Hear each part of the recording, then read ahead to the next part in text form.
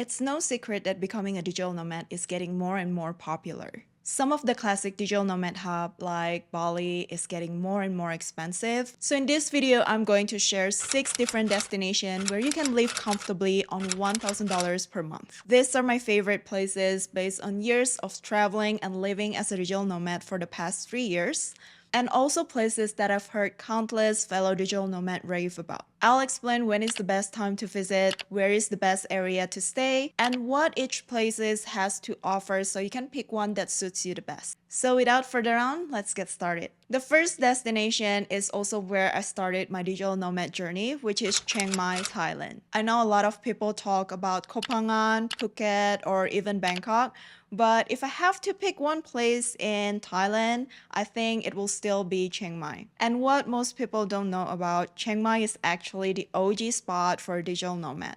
A lot of people like Chiang Mai because it's very cultural, the cost of living there is also pretty affordable, and you'll find a community of expat or digital nomad living long-term in Chiang Mai. So the best time to visit Chiang Mai is from November to February. This is also the dry season, so the temperature is a little bit cooler, and you want to avoid late February until April, which is the burning season. I personally always try to avoid the burning season, so I never experience it in real life. But from what I heard from fellow friends who live long-term in Chiang Mai is the burning season can get really bad sometimes, which is something you want to consider if you want to stay in Chiang Mai for the entire year. The best area to stay in Chiang Mai is Niman. Niman is basically this center area in the city. It is very convenient. You have tons of cafe or co-working options nearby. Also, gyms, also restaurants, and also malls. And the thing about Chiang Mai is even though it's a city, it doesn't feel like a bustling city. You still get a view of the mountain, and I also really like this place in the Chiang Mai University. Basically, they have a huge lake there where people who are not a university student can actually go in and also, yeah, just spend your time in the park or walking around the university area. Now we'll start with the rent in Chiang Mai. So basically when picking up accommodation in Chiang Mai, you'll see this square. And this is also the Old Town area where some people stayed in. The Old Town area, I would say, is more like a tourist spot. Like if you're visiting Chiang Mai for the first time, you definitely want to check on this area. But personally, I wouldn't pick that as a long-term stay. So this is Niman or Niman Henim, which is the area that I would recommend if you're looking for a longer stay in Chiang Mai. And as you can see, like you can find an accommodation starting from $500 per month up until 1,300 or even 1,500 per month. Most of the accommodation type that you can find in Niman is mostly apartment or condo type. So usually it already comes with a kitchen, living room, 1 bedroom apartment. Sometimes they even have swimming pool or a small gym in the condo, which I think is very accommodating, especially for a monthly stay. Chiang Mai is also popular for the street food and also the night market, which is like one of my favorite activity to do while I was in Chiang Mai. Basically, every single day throughout the week, you can find different type of night market, from the Sunday market, Saturday market. Yeah, the options are endless. So most of the street food there usually costs around $1 until $3 per meal. And if you go to a restaurant, it usually costs around $3 to $6 per meal. You can also find a co-working spot for around $50 to $100 per month.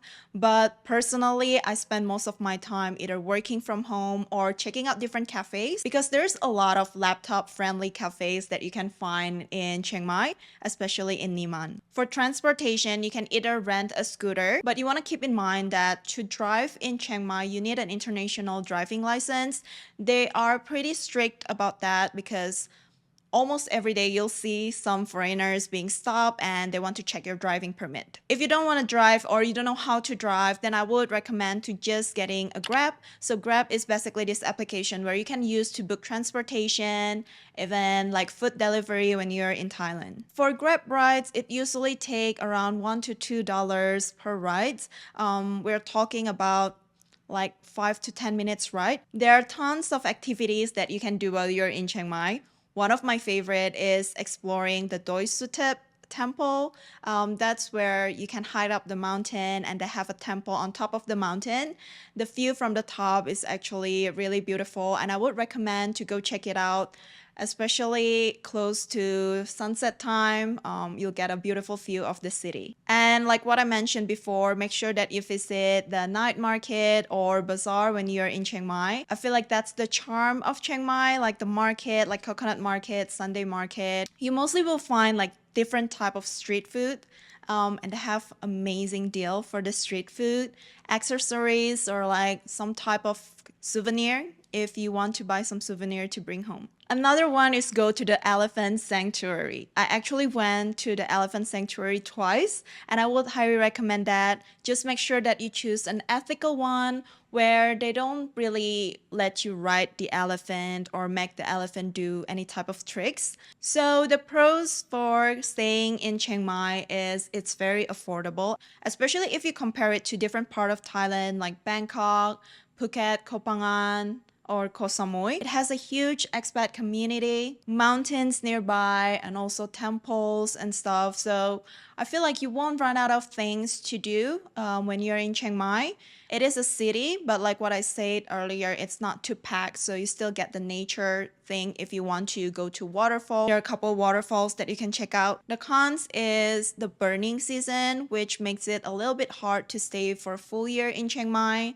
And also if you're someone who loves surfing or you love beach activity, unfortunately they don't have beach nearby. So yeah, Chiang Mai is perfect for those of you who are looking for a mix of city and also nature, all while keeping the cost low. Next one is a very popular destination lately, which is Da Nang, Vietnam. There's no secret that Da Nang is the hotspot for digital nomad and expat nowadays, and I think it's a combination of different things. I mean, you got the beachside area, the cost of living is still pretty affordable.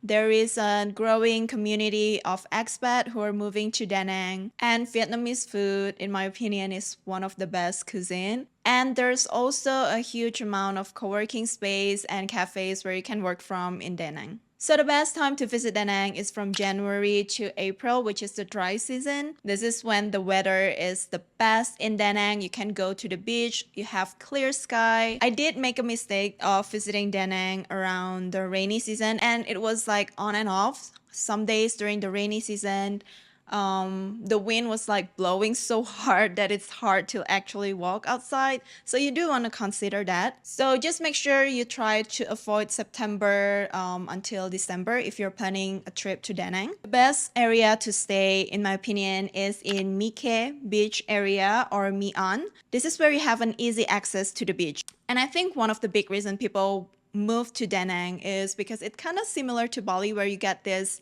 tropical lifestyle where you have an easy access to the beach. So if you're planning to stay in Da Nang, then look around this area. So this is the area that I talk about. It's near My Khe beach. Basically, you want to look around this coast and you can find an apartment as affordable as $400. So you have the entire unit very close to the beach for $421 per month, which is really good. The apartment also well furnished. It looks modern. You have all the amenities like kitchen, dining area. Yeah, I would say this is a really good deal. Aside from affordable rent, the cost for food in Da Nang is also still very affordable, especially if you love street food like me. Like you can get pho or banh mi or, oh my God, just thinking about Vietnamese food, like my mouth is watering. But basically for food, you're probably gonna spend around $1 to $2 for street meals and around $2 to $4 if you're eating at a restaurant. For transportation, you can also use Grab to book your taxi or a bike. You can also rent a scooter for around $5 to $6 per day. But honestly, I wouldn't recommend anyone to drive in Vietnam if you have ever heard about the traffic, especially if you have never really ride a motorbike before. Don't just move to a country and decided to like ride around with a bike without proper training. I feel like it will be better if you just stick to Grab or yeah, order a taxi. For activities that you can do in Da Nang, you can surf at the beach or visit the Marble Mountain and the pagoda. There's also a dragon bridge at night. I forgot if they do the fire show every single night or it's just like during the weekend. But if you go to the bridge around certain time in the evening, you can see the dragon kind of burst out fire from the mouth. And yeah, it was kind of cool to see. Street food in Vietnam, I think, is like one thing that makes me wanting to go back again and again. They just have so many good and affordable options. From Da Nang, you can also take a day trip to Hoi An. Hoi An is like this small town, like a lantern town. If you've seen people post the photos or videos about this traditional lantern town where you can take a boat and you can put a lantern on the river, that is Hoi An. I would recommend to take a one-day trip or even like stay overnight and really experience the culture. It's bustling in a good way. The building there is still very traditional, so you can see how houses in old Vietnam used to look like. You can also bike around the town. Yeah, it was very peaceful. You can also take a trip to Bana Hills. Bana Hills is kind of like the amusement park or Disneyland of Vietnam. It is very interesting to see. So if you're already in Da Nang, then make sure to check it out. So Da Nang is perfect for people who love the tropical environment, living close to the beach. It is still very affordable, like what I just showed you earlier. The cons here, I think, is it's just more noisy in Vietnam. And yeah, I feel like if you decided to stay there, you just gotta embrace it. For me, it was a little bit too much, so I didn't ended up staying long term there. Also, like I went on the wrong season, so that adds up to it. So make sure that you really consider the time when you're visiting. Now, speaking of living abroad for months or even for years, one thing I've learned is how important it is to have a reliable travel and health insurance. That's why I use SafetyWing's Nomad insurance, who's also kindly sponsoring this part of the video. I'm pretty sure at this point you've heard of SafetyWings. They are very popular for a reason. So it's not like a traditional health insurance. SafetyWings is actually designed for people like us who travel often and you want something that is more reliable even if you're moving countries. Also something that is more flexible. So they offer two plans, Essential and Complete. If you're traveling short term, the Essential plan is great. It costs around $56 per month and it covers up all the basic like emergency medical costs, lost luggage. Honestly, it's a huge headache to deal with lost luggage.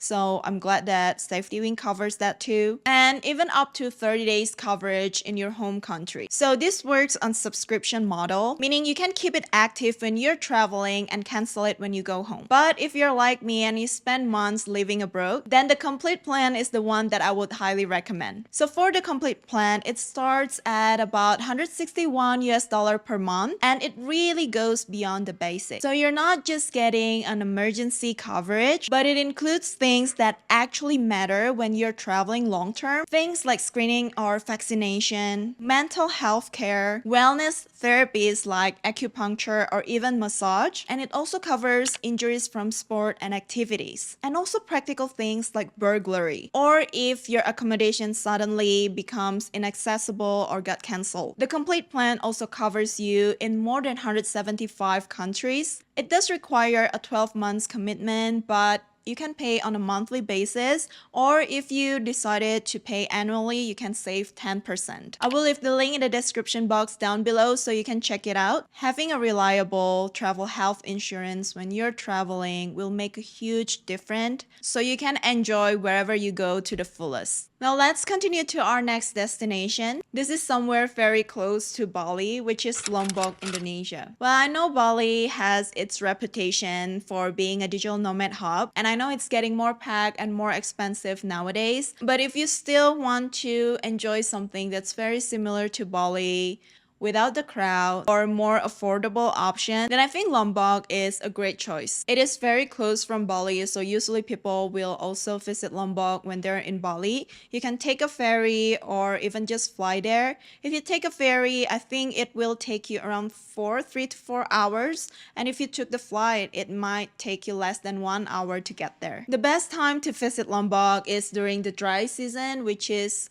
May until September. And the best area to stay is in Kuta, Lombok. This area is very close to the beach, so if you want to chill by the beach, if you want to surf, you can look for an accommodation close to this area. It's very convenient as well. They have some gyms options, cafes, restaurants. It is not as developed as Bali. I feel like that's one of the reasons why there's not a lot of people moved there yet. The area where most expat lives in is in Kuta. So if you want something more laid back, I think Lombok will be a great alternative. So if you take a look, this is Kuta.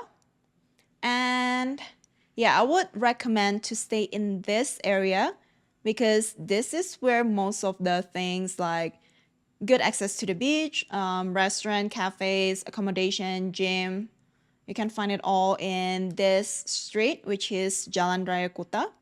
They also have options like guest house, whether you want to stay at a villa, which is obviously would be more expensive, or a bungalow like this, where you'll have your own room and you'll probably have a shared kitchen and also shared pool. And this costs around 700 bucks per month. If you want a more affordable option, you can also look for a guest house, for example, like this one. Like for me, this is still very livable. You got a 1 bedroom with aircon because it can get a little bit hot in Lombok. You got your own private bathroom as well. And this is in a very good area in Lombok. And it only costs around $300 per month. So for food, you can spend as less as $1 until $3 per meal if you're eating at local warung. So warung is this small traditional restaurant owned by local, which is a really great option. There's tons of like great warungs in Lombok. Some of my favorite place to eat in Lombok was definitely some of this warung. And if you decided to go to a restaurant, they also have some good restaurants and it will usually cost around 3 until 5 bucks per meal. You can also rent a scooter, which is around 4 until 6 bucks per day. But I would recommend to rent it monthly if you know you're gonna be there long term. It will cost around $60 until $100 per month. Now, unlike the other places, Grab is actually not available in Kuta. It is available in Lombok. So when you got to the airport, you actually can order Grab to drive you to your accommodation in Kuta. But in Kuta area itself, it's still prohibited. Like most of the locals, they rely on their work as a taxi driver, which is why ordering a Grab in that area is frowned upon. If you don't know how to drive a scooter by yourself, then I would highly recommend to just find a driver. To be honest, if you live in the Jalan Raya Kuta area, you can pretty much walk around that area. It's pretty safe. It's still considered walkable. The road in Lombok is very wide, so you don't have to worry about traffic or anything. So for activities, obviously you can surf in Kuta area.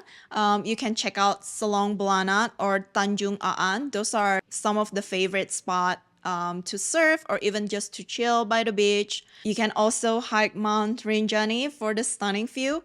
I think it's a day like 8 hours hike or something. I'm not really sure because I didn't do that. But I know some people who did that and I said it's worth it. So if you love hiking, then you can go to Mount Rinjani. It's an active volcano, so you do want to go with a guide and you need to check the time on when you can visit Mount Rinjani. And yeah, try their traditional food as well, which is like sasak food. So the pros for Lombok is it's very peaceful. There is no traffic. So yeah, it's less crowded than Bali. The cons is it definitely has a smaller community and fewer modern amenities. Now let's move to the next one, which is Lima Lima, Peru. I just came back from Lima, and honestly, I didn't expect myself to like it that much because I haven't really heard about Lima as a good place or a good city to live in. But when I went there, I was actually pretty blown away by how beautiful it is. The best time to visit Lima is during the summer season, which is December until March. Now, I went during the winter season for one reason because I wanted to go to Machu Picchu. And to go to Machu Picchu, it's actually best to go during the winter season. But even with that, I was still able to enjoy my time in Lima. The best area to stay in Lima is in Miraflores or Barranco. So Miraflores is next to the cliff and it's more modern, it's very convenient, and Barranco is more of like an artistic hippie area. It's more artsy. It has those type of like bohemian vibe. I personally stayed in Miraflores and I loved it. If I go back, I would definitely stay in Miraflores again for one reason. I really love the Malecon, which is like this pathway where you can walk around the coastline, and it's just so beautiful. Like every morning you can see people walking their kids or their dogs around the park. You can also do paragliding around that area. So let me show you what the accommodation options looks like. We'll start with Miraflores. So this area is Miraflores, and you can find something around 800, 700, 900, up to like $1,000 per month. For less than 800 bucks, you can find a 2 bedrooms apartment in Miraflores, which I think is like a really good deal. If you split it with someone, then it will cost you less than 400 bucks per month. They have full kitchen with the laundry machine, the living room, 2 bedrooms, 2 bathrooms. So yeah, you can definitely share it with someone. Yeah, and it's in a very good area in Miraflores. Now let's take a look at Barranco. Barranco is usually slightly cheaper compared to Miraflores. So here you can even find a place starting from 300 bucks per month. And you'll have access to the kitchen, living room, dining area.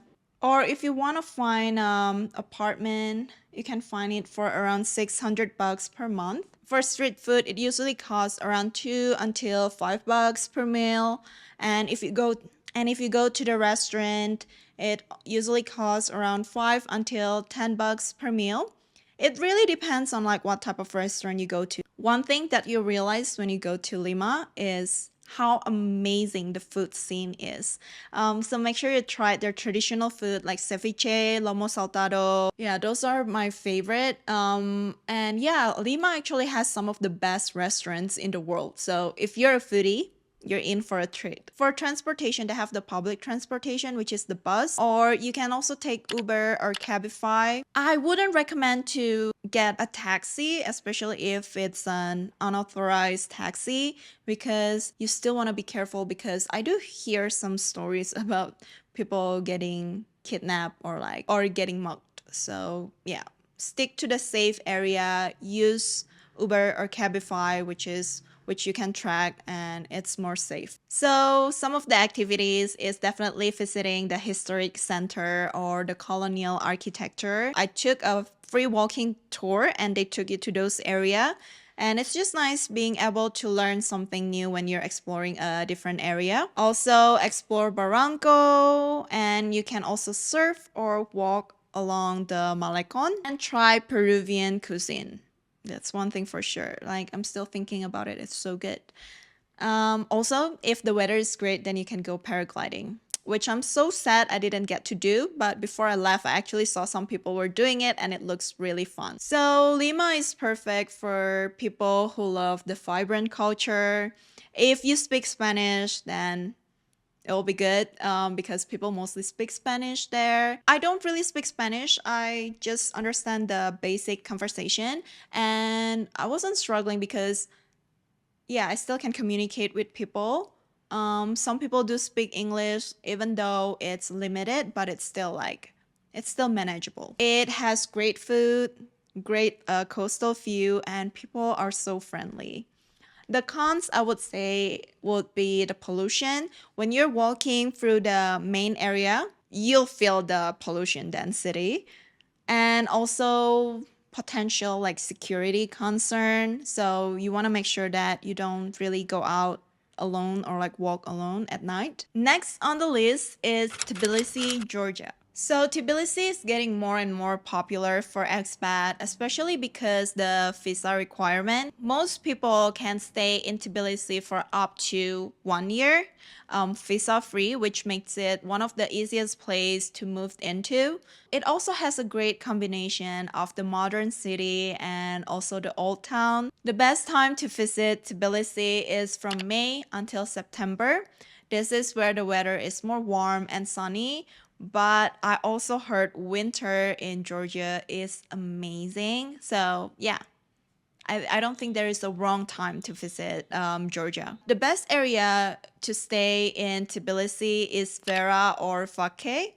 So as you can see, you can find an accommodation for as less as 400 bucks per month in this area. This is like a 1 bedroom apartment, has a small kitchen over here, the bed, private bathrooms, and the balcony. Oh, that's one thing that I really love about the places in Tbilisi. Most of them have a really good balcony.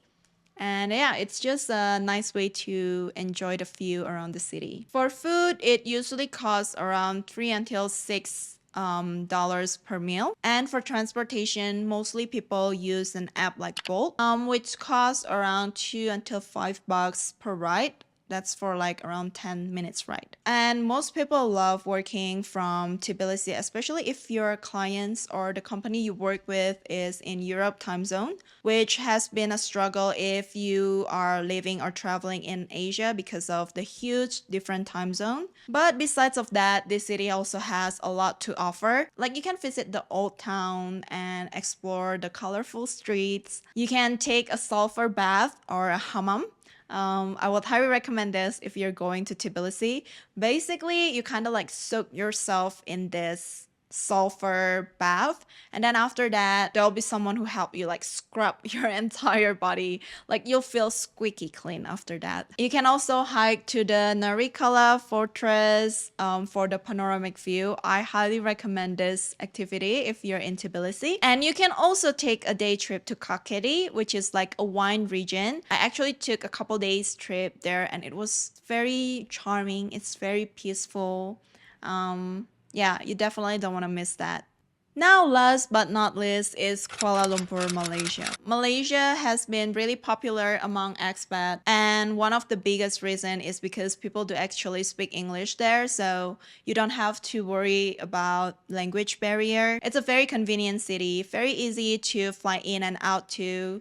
If you have to go somewhere else to different countries or different cities. And the best time to visit Kuala Lumpur is from May until September, which is more of a drier month. The visa requirement is also very easy, and they also have a digital nomad pass if you want to stay longer and work in Kuala Lumpur. Some of the best area to stay in Kuala Lumpur is KLCC, which is the Kuala Lumpur City Center. This is where you'll see the famous Petronas Tower or Bangsar and Mont Kiara, which is more of a safer and modern with plenty of things to explore around.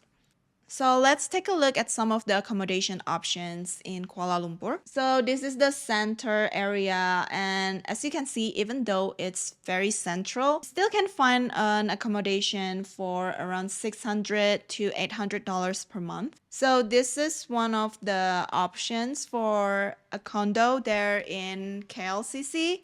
It costs around $600 per month, and since it's like an apartment, it usually comes with a gym and also a pool. Now, street food is also very affordable in Kuala Lumpur. You can find street food for around $2 until $5 per meal. And if you go out to a restaurant, it probably will cost around $5 until $10 per meal. Kuala Lumpur also offers different type of cuisine. They're very popular for the Malayu or like the Malaysian food, traditional food, Chinese food, Indian food. So, and I know a lot of people love living there because that reason. It's also a very safe city, and transportation is also very convenient. You can take the MRT or the monorail, which costs around like 50 cents to 1.5 bucks per ride, or you can also use Grab, and it usually costs around 2 until 5 bucks if you go around the city area, and if you have to go to the airport, it usually costs around 10 to 20 bucks per ride. So some activities that you can do there is definitely visit the Petronas Tower or the Twin Tower. They also have kind of like this water fountain show at night, so you can check that out. You can go to Batu Caves, which is this Hindu's temple with the colorful staircase. Shop and eat in Bukit Bintang or Jalan Alor. This is like very popular street food area. And if you like rooftop bars, they also have tons of rooftop bars that you can explore around. So those are some of my recommendations if you're looking to work or just live abroad for months and you want to explore a different area, different scene. There's a tons of options that you can pick based on what you like, your personal preference. And yeah, let me know in the comment section down below which one are you interested in the most. Obviously, being able to work remotely gives you a lot of flexibility to live abroad like this. So if you're watching this and you're an aspiring digital nomad and you want to learn a skill that can help you land a remote job, I will leave the link in some of the courses that I recommend down below so you can check it out.